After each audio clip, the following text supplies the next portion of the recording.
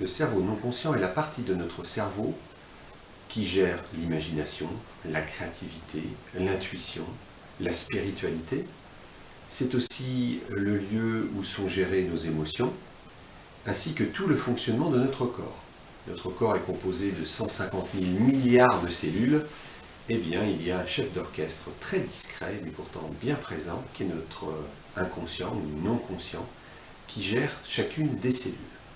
Ce qui est très intéressant, c'est que c'est au même endroit que sont gérées nos émotions et le fonctionnement de chacune de nos cellules.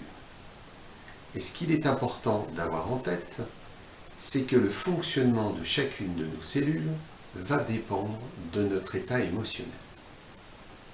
Et quand je parle de nos cellules, c'est chacune de nos cellules, musculaires, la peau, le cœur, le cerveau lui-même, avec toute cette partie donc, qui commande toutes nos cellules et qui commande aussi nos pensées.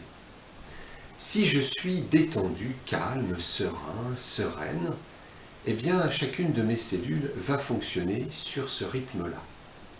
De détente, de sérénité, je vais être bien dans mon corps, tranquille, je vais avoir des jolies pensées.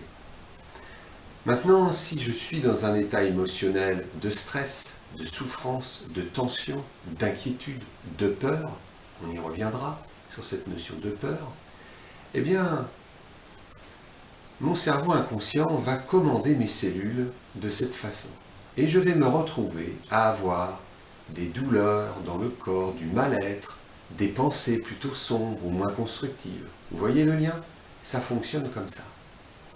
Et ce cerveau non conscient, vous l'avez peut-être déjà entendu dans d'autres vidéos, ou vous les écouterez, eh bien ce cerveau non conscient est programmé dans notre petite enfance pour une grande partie de son fonctionnement, avec des schémas mentaux qui parfois nous rendent service, mais parfois nous desservent, nous mettent dans le stress.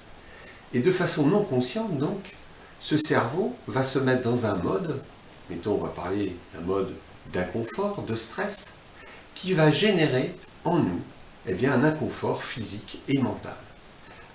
D'où l'intérêt d'avoir un cerveau non conscient qui fonctionne de façon harmonieuse pour qu'il puisse ensuite commander tout notre corps de façon harmonieuse. Et c'est dans ce domaine que l'hypnose est très intéressante, car elle va aller modifier, si c'est nécessaire, ces cheminements de pensée non conscients qui peuvent amener de l'inconfort, du stress, avec toutes les manifestations que cela va engendrer dans notre corps et dans notre vie.